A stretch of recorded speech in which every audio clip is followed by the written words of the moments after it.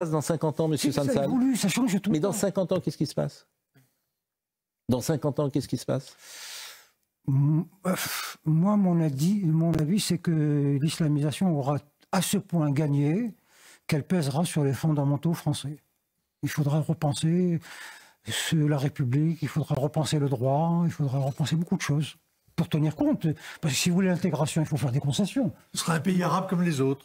Exactement. Voilà. Oui, absolument. Un pays arabe, mais un pays peut-être des athées parmi eux, des gens qui combattent, comme moi, enfin qui essayent de combattre l'islamisation.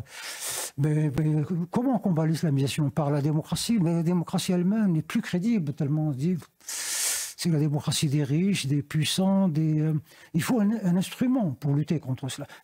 Contre l'islamisme, on a les instruments.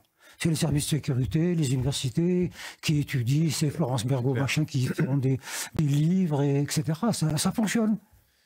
L'islam, on ne sait pas du tout comment faire. C'est une religion, c'est une foi, c'est invisible. Mais l'islamisation, c'est quelque chose de concret, derrière laquelle il y a des programmes, il y a de l'argent. Quand le Qatar dit « je mets 5 milliards de dollars dans les banlieues », qu'est-ce que vous croyez que c'est pour nos beaux yeux? C'est parce qu'il sert à un projet. Voilà, il faut aider les musulmans de France à se prendre en charge d'abord en tant que musulmans. Ensuite, éventuellement, par rapport à leur pays d'origine, en tant que Marocains, Algériens, et tout ça, ils sont contre. Et puis au bout, effectivement, peut-être avec une certaine France, une France de gauche, qui accepte, qui fait des concessions tous les matins, avec laquelle on peut composer. 5 fois par jour. 5 fois par jour, bien sûr, évidemment.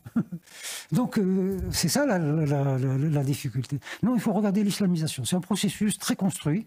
Je vous ai parlé tout à l'heure de l'amical algérien qui a fonctionné pendant 20 ans. Et le jour où le régime a basculé, parce que ça, c'était le FLN, etc., c'était construit sur le système de l'international socialiste. On a des réseaux partout, les partis communistes, les cellules, les syndicats, on contrôle l'ennemi de l'intérieur de cette façon-là.